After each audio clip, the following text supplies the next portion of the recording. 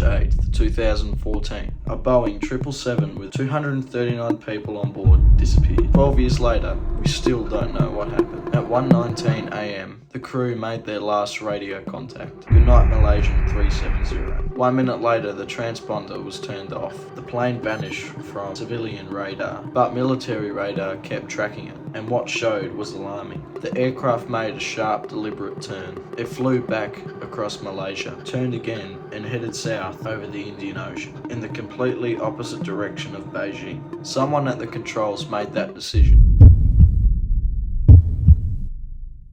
We don't know who, we don't know why. The last confirmed signal came at 8:19 a.m, 7 hours after takeoff. A single automated ping from a satellite. After that, nothing.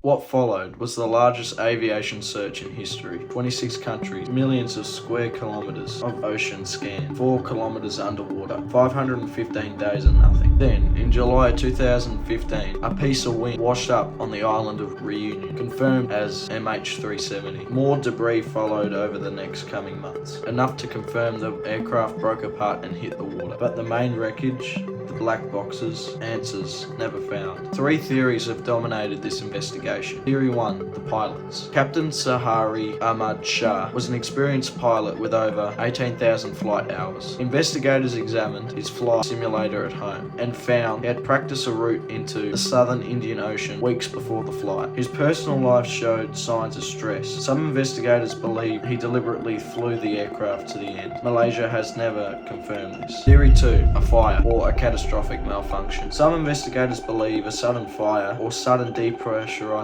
knocked out the crew and the aircraft flew on autopilot until it ran out of fuel. A cargo of lithium-ion batteries in the hold was flagged as a potential fire risk. This theory explains the lack of a mayday call. Theory 3, something else entirely. A hijack, a missile, a mid-air collision. None of these have been proven. None have ever been ruled out. The aircraft is most certainly in the southern Indian Ocean. The satellite data points to a specific arc of the Indian Ocean, but that arc covers thousands of square kilometers. A private company called Ocean Infinity searched 112,000 kilometers of ocean floor in 2018, but they found nothing. A new search was approved in 2024. Ocean Infinity had returned to the southern Indian Ocean with more advanced equipment. As of now, the wreckage still hasn't been recovered. 239 people were on board. The families have spent 12 years with no answers, no closure, and no remains to bury. Some still believe their loved ones are still alive. Most know they're not. All of them deserve answers that the aviation world so far has failed to provide. The families of MH370 formed that push governments and airlines to improve aircraft tracking systems. Because of MH370, international aviation now requires aircraft to transmit every minute when in distress. That change means what happened to MH370 can never happen again in the same way. The plane is gone, but its disappearance changed aviation forever. MH370 is not just an aviation story. It's a reminder that even in 2014, with GPS and satellite and radar covering most of the planet, a 270-ton aircraft carrying 239 people could simply vanish. And 12 years later, we still don't know where most of it is. Thank you guys for watching today's video. You now have a new face to the channel. Bye.